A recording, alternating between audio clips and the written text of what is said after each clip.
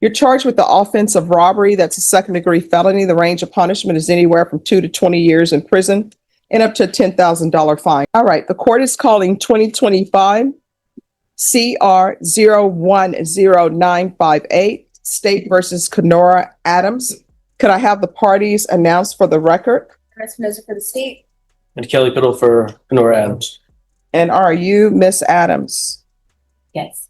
All right, you've previously been sworn in, and you were actually here on October 14th. Right out of the gate, this is where the tension starts. On paper, robbery sounds violent and extreme, but cases like this remind us that the label doesn't always match the reality. So ask yourself, are we judging the charge or the actual conduct? 2025, there was a request to withdraw your plea, and you wanted a jury trial. Yeah. All right. And are you asking now to enter into a plea bargain agreement with the state? Yes. All right, counsel, have you received all discovery? Did you review it with your client? Yes. Court will find that the state is in compliance with discovery. Probation, this is an application. Did you review the application for deferred adjudication with your attorney? Did you understand it and sign it? Yes. Did you review the true bill of indictment with your attorney? Did you understand it? Yes. Counsel, do you waive the reading of the indictment? Yes. State, are you proceeding on the indictment as presented? Yes, Your Honor. Did you review the court admonishments with your attorney? Did you understand it and sign it in all the appropriate places? Yes. You're charged with the offense of robbery. That's a second-degree felony. The range of punishment is anywhere from 2 to 20 years in prison and up to a $10,000 fine. If you have a plea with the state, the court does not have to follow your plea. If for any reason the court does not follow your plea and gives you more than you bargained for, the fact that you entered a plea will not be used against you, and you will be allowed to withdraw your plea. Did you understand? You have a right to jury trial, a right for you or your attorney to cross-examine and confront any witnesses. The state would call in the right to remain silent. By entering this plea, you're giving up those rights. Did you intend to give up those rights and enter into a plea in this case? Yes. Counsel, has your client been able to provide you with any defenses? Yes. Do you believe she has a rational as well as a factual understanding of the charges against her? Yes. Do you believe she's currently competent and was legally sane at the time of the offense? Yes. Miss Adams, has anyone threatened you, coerced you, or placed you in fear to get you to enter this plea? No, ma'am. Anyone promised you anything other than the plea? No. Are you satisfied with the way you've been represented? Yes. If you're not a U.S. citizen, by entering this plea, you will be deported, denied naturalization, and reentry. Did you understand? Yes, ma'am. Did you understand if the court were to grant your application for deferred adjudication, if for any reason your deferred adjudication were revoked, the court could find you guilty and sentence you up to 20 years in the prison and up to a $10,000 fine? Yes, ma'am. Court will find that defendant has knowingly and voluntarily waived her right to jury trial. Did you review the plea bargain page with your attorney? Did you understand it? Yes, ma'am. All right, off the record for a moment. It says it's running concurrent with the PF case. Where is that? It's in County Court 2. Okay, and that's the correct cause number? Mhm. All right. All right. This warning might sound repetitive, but it's legally critical. Judges must spell out the worst-case scenario so no defendant can later say, I didn't know what I was risking. This is the system protecting the plea from being overturned later. And while the state is reviewing that, did you review the plea bargain page? Yes, ma'am. Okay, according to the plea, punishment is to be assessed at a $1,000 fine. There's no application for community supervision. The state recommends deferred adjudication. This will run concurrent with 2025 PF 40428. Court is being informed by defense counsel. That's a county court cause number. Yes, Judge, and that is the pre-file, but the filed case number will be 2025 CC 014365. 365. Yes. Any objections to the court adding that to the paperwork? No. All right. So, and it's to run concurrent with 2025 CC 014365, which is also 2025 PF 40428. And the state will take in consideration 2025 CR 010957. Did you understand that to be the plea? Yes, ma'am. Defense is at the plea? Yes. State is at the plea? Yes, sir. Did you review the waiver of appeal paragraph with your attorney? Did you understand it and sign it in both places? Yes, ma'am. By signing that, you're waiving your right to appeal. The only items that can be appealed are written pretrial motions that have been filed, heard, and ruled upon by the court. Did you understand? Yes. Counsel, are there any such motions? No. Outside the agreement, the state is recommending that your community supervision be for a term of 5 years. There be a TAP evaluation, 150 hours of community service restitution, no contact with the complainant or 7-Eleven convenience stores, MIC evaluation, referral to Center for Healthcare Services, MRT, and anger management. Did you understand those were recommendations from the state and the court does not have to follow those recommendations? Yes. Then to the offenses charged, how do you plead? Guilty, not guilty, or no contest? No contest. State any evidence? Mr. Owner, state offer states exhibit 1 and all attachments. No objection. Did you did you contact the complainant? Yes, Judge. All right, you may be excused. Did you review the waiver and stipulations with your attorney? Did you understand it and sign it in all the appropriate places? Yes. Again, did you understand you have a right to jury trial, a right for you or your attorney to cross-examine and confront any witnesses the state will call and the right to remain silent? Yes. Did you understand that today the state will be presenting evidence in the form of witnesses' statements, police reports, but most importantly, there will be no live testimony. Did you understand? Yes. Court will find that defendant has knowingly and voluntarily waived and consented to stipulation of testimony and stipulations. Court will accept into evidence states exhibits 1 and attachments, and the court will review the same. All right, after reviewing This pause may seem minor, but it's actually a safeguard. Concurrent time can drastically change someone's future. The judge is making sure the deal on paper matches the deal in reality because once this is signed, there's no undo button. states exhibits 1 and attachments, the court will find there's sufficient evidence to find you guilty. Court will defer finding of guilt as you apply for deferred adjudication. Are you proceeding with sentencing? Yes, Judge. Anything you wish to say on behalf of your client? Just asking for the word. All right, Ms. Adams, they're requesting a referral to Center for Healthcare Services. Have you ever been diagnosed in the past? I've been diagnosed with depression through the military Okay. and anxiety, and I just recently had a baby, so postpartum. Okay. All right. So what branch did you serve in the military? Okay. I'm always wondering with the Navy, if you're on a submarine, I don't know if I'd be able to do that. So how long were you in the Navy? 7 years. Okay. And do you have family support here? No.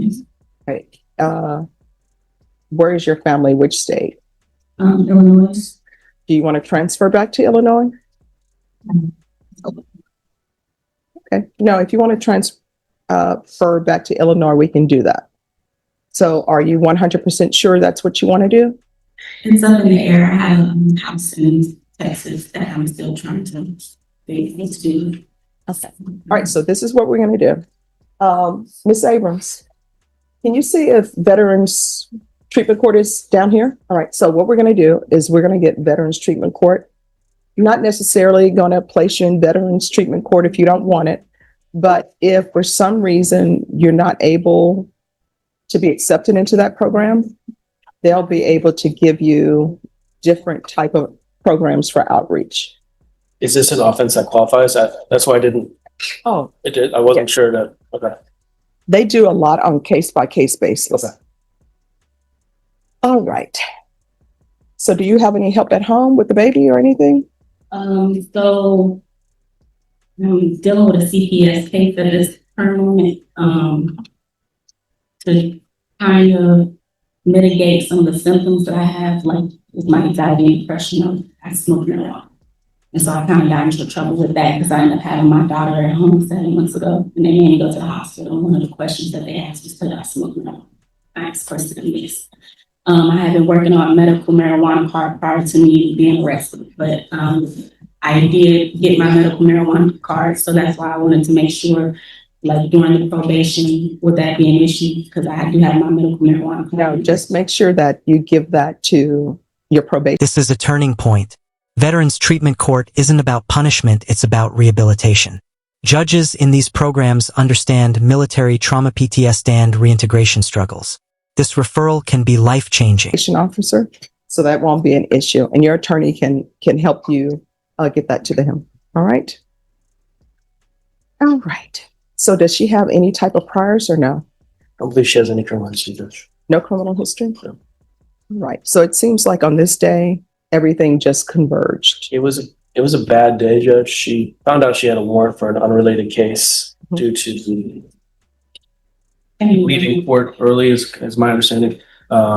So she was having difficulty at that time. Which court was that? They said she left. 7 or 13.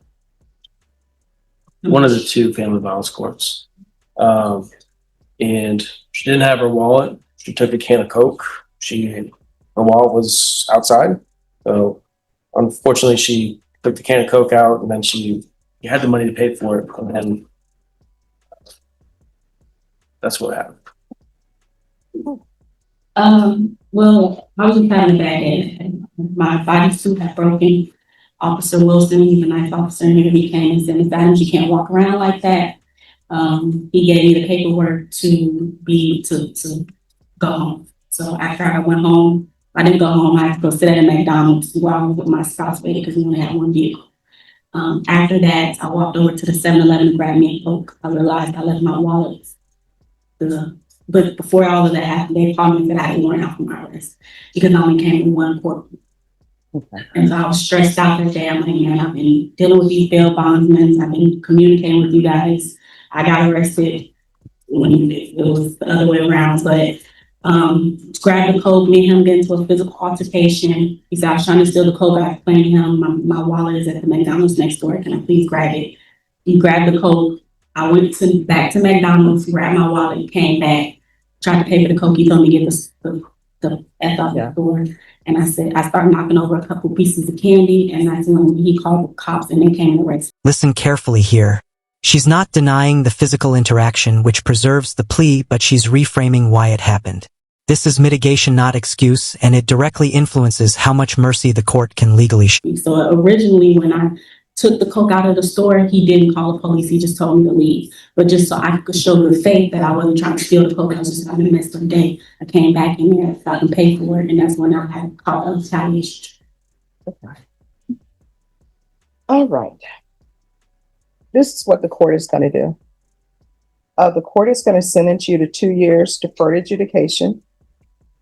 There's $1,000 fine that will be probated. Let's do a referral to BTC. Again, it's for them to talk to you. If you decide that's not a program that will be helpful to you, it'll be completely up to your decision. If they want to accept you, just listen and you can talk to them with your attorney and see if that will be a good fit for you.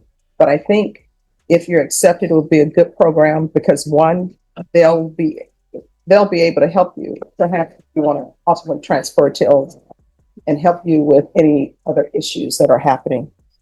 So referral to VTC, CPS compliance, field visits 1 time per month until further notice. This is to run concurrent with 2025 PF 40428, which is also 2025 CC 014365. Take into consideration 2025 CR 010957. 150 hours of community service restitution. I'm going to order parenting classes. Once parenting classes are completed, the community service hours will be deemed satisfied. If they're requiring you to do parenting classes on the CPS side, that will count for the parenting classes that I'm requesting. MIC evaluation out of custody. Are you receiving any help through Center for Healthcare Services or anyone? In regards to services, what do you mean? Mental health. Any mental health services? The VA. All right. So there's to be continued mental health treatment through the VA. And I'm sorry, with the community service hours, once parenting classes are completed, 50 hours will be deemed satisfied. The remaining 100 hours will be deemed satisfied once anger management is completed. And there's to be no contact with 7-Eleven convenience stores. So you're going to have to go to somewhere other than 7-Eleven. Probation, is there anything else? I'm just asking them if there's anything else. Proof of employment within 60 days. No employment as a home health care provider or with minors. Is there anything else? And you say regular court. Of course I did not. But I appreciate you covering for me. There should be regular reporting by Zoom or in person and regular random UAs, or she can do a patch. Your attorney will explain to you what the patch is. And she does have, she says, a marijuana card. So she'll be giving that to you. Is there anything else? Is there anything else you need from the court in order to be successful? Can't think of anything at this time. All But right. I will say this, Judge. Yes. While I have been on house arrest, some of the girls, while I was incarcerated, they told me that you had a YouTube channel, so I got an opportunity to watch a couple of your videos. Okay. So, and I hope that means that this wasn't, I always tell people, court, yes, can be a scary place, but hopefully people will become educated about what happens in court, how to dress appropriately, how to respond appropriately. So you're currently on GPS? Yes. And is that through this court? Yes, sir. All right, state, do you have any objection to removal of GPS? All right, and remove GPS. This is judicial discretion in action. Robbery defendants often keep GPS monitoring, but the judge tailored the punishment to the person, not the stereotype. That's the difference between justice being rigid and justice being fair. All right, did you review the document entitled Trial Court Certification of Defendant's Rights to Appeal with your attorney? Did you understand it and sign it? That's the thing. Yes. All right, because this is a plea bargain agreement, because I followed your plea bargain agreement, and because you waive your right to appeal, you do not have the court's permission to appeal. Do you understand? Yes. All right, we can go off the record. So here's the thing. In this court, to be successful on probation, communication is key. If there's an issue, call your probation, let them know about it. If you feel they're not addressing it, you can always come back here and address it with me, all right? All right, good luck. And somebody from Veterans Treatment Court will come down and speak with her. We're going to go handle the county court too, and we'll be right back up. All right, thank you.